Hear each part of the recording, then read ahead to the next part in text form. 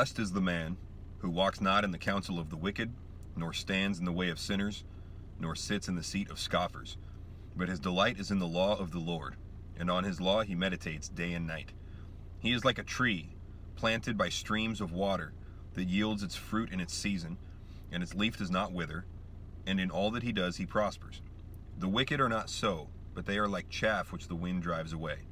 Therefore the wicked will not stand in the judgment, nor sinners in the congregation of the righteous. For the Lord knows the way of the righteous, but the way of the wicked will perish.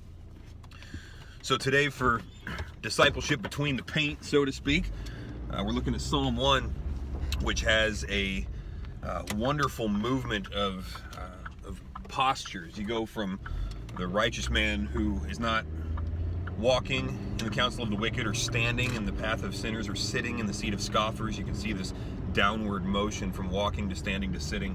And I think that's the general effect that habitual sin has on our life. We go from walking, from going places, to just eventually standing still. Our moral development stalls out. Our relationships wind up in a stalemate. We are unable to heal and reconcile. Things like that. Our personal growth is stagnated, and then before too long, you're not walking, you're not standing, you're just sitting. And we've all had that experience where we've been wrapped up in a sin for so long that there just seems to be no way out. It's like to stop doing that thing now would be like amputating a limb. So you're just kind of stuck, like, this is who I am now. And God offers us a better way. He says the righteous man doesn't walk that path, and he doesn't stand in that place, he doesn't sit in that seat. And so instead he delights in the law of the Lord, and he meditates on the law of the Lord day and night. And so the way out of the way of evil and the stagnation and the hopelessness that sin brings, which is all it does, right? The enemy is, whether you want to talk about the devil or just the world and the flesh or whatever, but all of this is exemplified by the devil.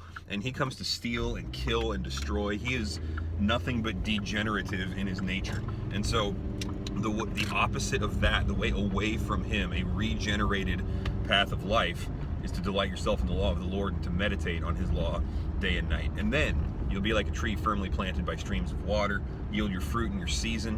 Whatever you do will prosper. Of course, this is not promising material wealth or anything like that. This is promising that what you do in obedience to the Lord and following the Lord will not bring back emptiness. It'll bring back spiritual fruit that will last forever. So wonderful promises here. The big idea in Psalm 1 is that there are two kinds of people, the righteous and the wicked, and the difference is that the righteous delights in the law of the Lord and meditates on his law day and night.